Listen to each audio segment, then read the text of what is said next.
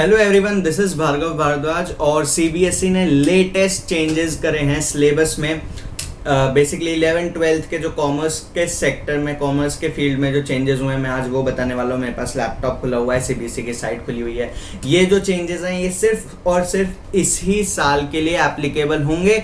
The reason being of covid, schools जाके बच्चों को प्रिपरेशन करने का टाइम नहीं मिल पाया, इसलिए सीबीएसई ने लगभग 30% सिलेबस सीधा कट ऑफ कर दिया है। बच्चों के लिए बहुत खुशी की बात है, लेकिन इसका एक नेगेटिव साइड भी है, एंड में डिस्कस करूंगा, तो पूरी वीडियो में बने रहना। तो मैं फटाफट से शुरू करता हूँ क्या क्या टॉपिक्स हैं जो कि डिलीट कर दिए गए हैं सीबीएसई के द्वारा अकाउंट्स, बिजनेस और इको में क्लास 11th और 12th के लिए। सबसे पहले मैं बताना चाहता हूँ इकोनॉमिक्स का क्या चेंज आया है। Starting with class 11th economics का स्टैटिस्टिक्स में यूनिट 3 जो हमारी स्टैटिस्टिकल टूल्स हुआ करती थी, उसमें से मेजर्स ऑफ डिस्पर्जन, जहाँ पे range, quartile deviation, mean deviation, coefficient of range, coefficient of quartile deviation और कोफिशिएंट ऑफ मीन डेविएशन, ये चैप्टर्स थे, ये सारे खत्म कर दिए गए हैं। हालांकि आसान चैप्टर्स थे, जिसको मैथ्स में इंटरेस्ट था उसके लिए, जिसको फॉर्मूलेज सॉल्व करने में मज़ा आता था, उसके लिए एक बुरी खबर है। कोरिलेशन चैप्टर में से स्पियर्समैन कोरिलेशन, स्पियर्समैन रैंक कोरिलेशन इनफैक्ट जो टॉपिक था वो डिलीट कर दिया गया है। फिर index number for industrial production delete कर दिया गया है। माइक्रो इको में क्लास 11th के लिए क्या चेंज है? सबसे पहला चेंज है concept of production possibility frontier unit number 1 में से गायब हो गया। कॉन्सेप्ट ऑफ पीपीसी या पीपीएफ जिसे हम जानते थे यूनिट 1 में था, काफ़ी लोगों ने हो सकता है आप में से अब तक कवर भी कर लिया होगा।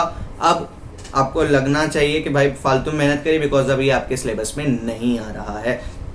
यूनिट नंबर 3 माइक्रो इको की प्रोड्यूसर बिहेवियर एंड सप्लाई, वो हो सकता है आप लोगों ने ना पढ़ा हो। वहां पे प्रोड्यूसर्स इक्विलिब्रियम का मतलब और एमआरएमसी अप्रोच करके एक पूरा चैप्टर हुआ करता था, जहां पे हम लोग प्रोडक्शन क्या कह रहा हूं मैं, प्रोड्यूसर का इक्विलिब्रियम कैसे निकालना है वो डिसाइड करते थे मार्जिनल रेवेन्यू और मार्जिनल कॉस्ट के कॉन्सेप्ट से।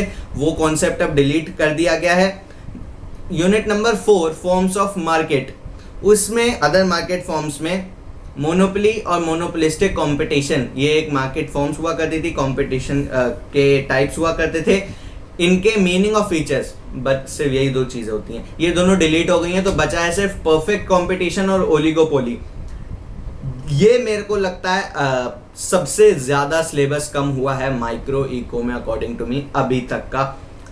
इतना सिलेबस कम हो गया। पीपीसी एक पीपीएफ एक ऐसा कॉन्सेप्ट है जहाँ जो आपको ग्रेजुएशन में बीकॉम अगर आप लेते हो तो भी नहीं है, सीए वगैरह करते हो तो भी अब अंडर न्यू सीए स्कीम में भी नहीं है। तो आई डोंट नो कब आप लोग ये पीपीसी के बारे में पढ़ने वाले हो, लेकिन जिन्होंने पढ़ लिया उनको बहुत अच्छा, जिन्होंने नहीं पढ़ा है तो भूल जाओ कि पीपीसी जैसा कुछ था भी।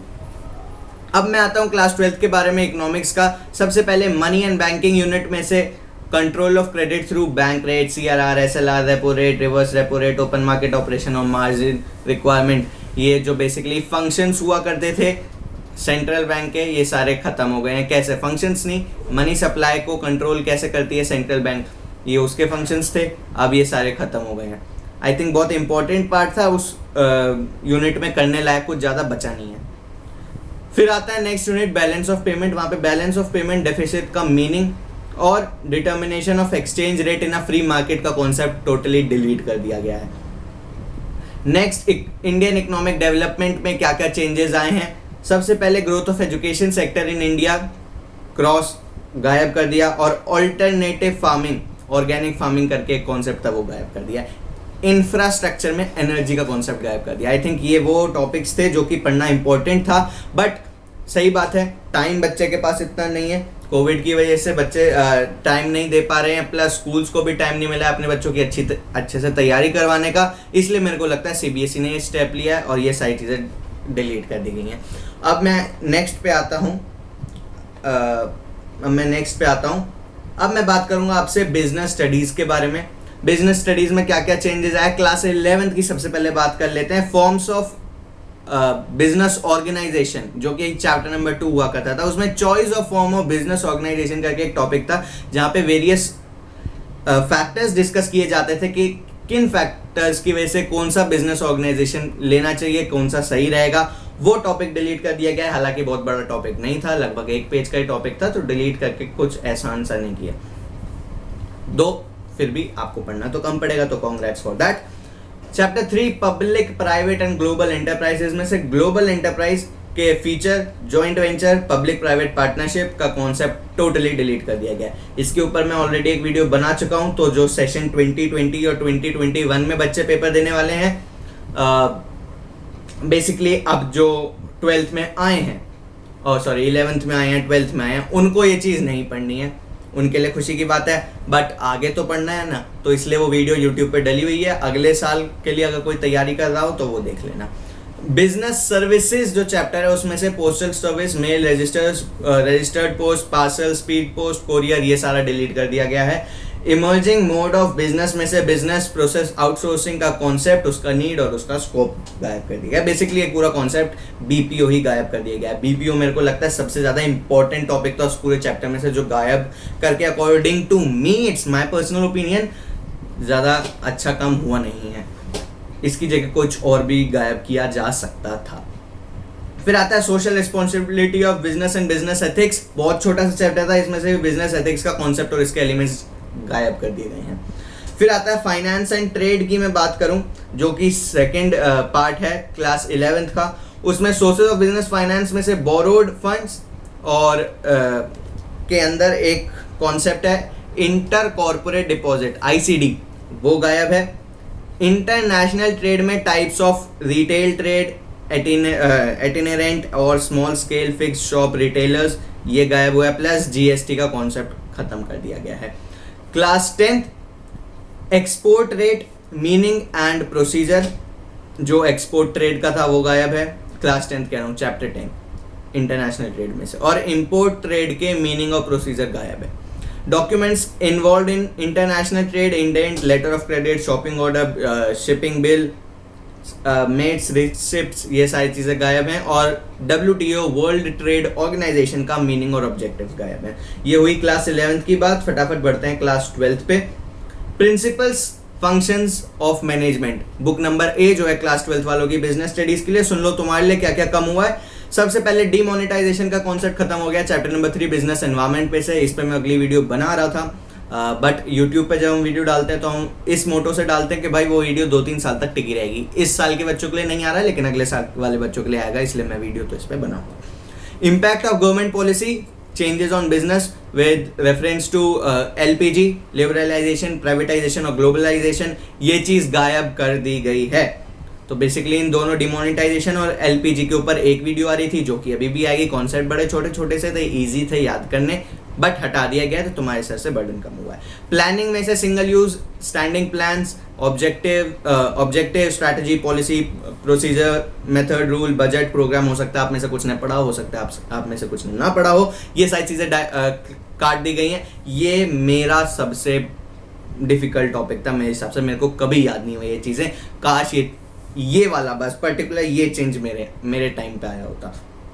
ऑर्गेनाइजिंग की मैं बात करूं तो जो टॉपिक्स डिलीट किए गए हैं वो है फॉर्मल और इनफॉर्मल ऑर्गेनाइजेशन का सिर्फ कॉन्सेप्ट उस पर्टिकुलर चैप्टर में। Next chapter staffing as a part of human resource management, एक पैराग्राफ था वो गायब किया है बस।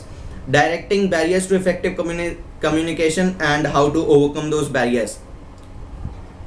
It was a good question, it was a good portion जो कि काट दिया गया है। ठीक है, कोई बात नहीं, हालांकि इंपॉर्टेंट था जानना। फिर डायरेक्टिंग में ये हुआ डायरेक्टिंग का। और अब आता है controlling relationship between planning and controlling, काट दी गई है। कंट्रोलिंग की शायद स्टाफिंग से, ऑर्गेनाइजेशन से, इन सबके साथ रिलेशनशिप है, बट पर्टिकुलर रिलेशनशिप जो प्लानिंग की कंट्रोलिंग के साथ थी वो गायब की है बस। एक ही टॉपिक था, शायद 1 या 2 ही पैराग्राफ है। बिजनेस फाइनेंस एंड मार्केटिंग जो सेकंड बुक है बिजनेस स्टडीज की क्लास 12th वाले बच्चों के लिए, उसमें से मार्केटिंग का physical distribution and components, channels of distribution, बहुत इंटरेस्टिंग टॉपिक था, वो गायब कर दिया गया है। नेक्स्ट चीज जो गायब करी गई है वो है कंज्यूमर प्रोटेक्शन का इंपॉर्टेंस, बेसिकली सिर्फ कंज्यूमर प्रोटेक्शन वाले चैप्टर में से। और consumer awareness, role of consumer organisation और NGO कैसे कंज्यूमर अवेयरनेस को कंट्रीब्यूट करते हैं, वो वाला हिस्सा डिलीट कर दिया गया है। अब आते हैं अकाउंटेंसी पे। अकाउंटेंसी में फॉर क्लास 11th आपके लिए जो चीज़ें डिलीट हुई हैं, आई थिंक इसको डिलीट करने की सबसे ज़्यादा ज़रूरत है। पार्ट ए फाइनेंशियल अकाउंटिंग में बैंक रिकॉन्सिलिएशन स्टेटमेंट अगर आपने पढ़ा होगा तो उसमें एक BRS बनती थी विथ एडजस्टेड कैश बुक, वो कॉन्सेप्ट गायब कर दिया गया। अब आपको सिर्फ नॉर्मल BRS बनानी है। हालांकि ये चीज़ इंपॉर्टेंट थी, CA अगर आप करने जाते हो, ग्रेजुएशन करते हो, वहाँ पे भी ये चीज़ लगती है, यूज़ होती है। तो अगर आपने पहले से पढ़ी होती तो आपको अच्छा होता है, बट ठीक है, अब जैसा टाइम है वैसा उसके साथ चलते हैं। फिर accounting of bills of exchange में रिटायरमेंट ऑफ बिल और रिन्यूअल ऑफ बिल गायब कर दिया गया है। आई थिंक सिलेबस कम करने के चक्कर में CBSE ने बहुत सारे इंपॉर्टेंट टॉपिक्स डिलीट कर दिए हैं। इसके अलावा और चीज़ें हो सकती थी जो डिलीट की जा सकती थी। फाइनेंशियल अकाउंटिंग 2, जहाँ पे financial statement of sole proprietorship जो है, उसमें से difference between accounts from incomplete records and statement of affairs delete कर दिया गया है। Preparation of trading profit and loss account and balance sheet delete कर दी गई। इसमें बचा क्या करने लायक, मेरे को समझ में भी नहीं आया।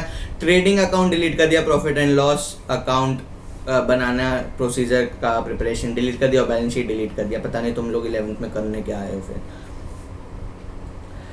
Unit 4 computer in accountancy, I think CBSE वालों के लिए ज़्यादा रेलेवेंट है नहीं।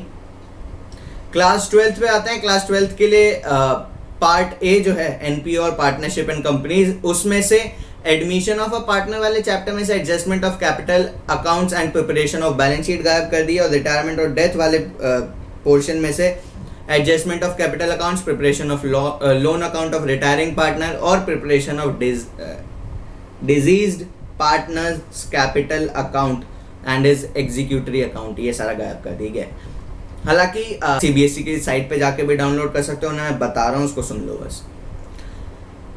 अकाउंटिंग फॉर कंपनीज में रिडम्पशन ऑफ डिबेंचर्स, उसके मेथड, उसका लमसम और ड्रॉ ऑफ लॉट का मेथड जो था, ये दो मेथड से, lump sum method, draw of lots method, ये दोनों डिलीट कर दिया गया है। प्रोजेक्ट में ये है कि सिर्फ एक ही प्रोजेक्ट बनाना है, तो उससे कोई ज़्यादा फर्क नहीं पड़ता। तो ये सारे चेंजेस थे जो CBSE ने करे हैं। क्लास 11th और 12th के अकाउंट्स, बिजनेस और इको के सिलेबस में only and only for this session. अब देखो समझने की बात यह है, कि भाई साहब,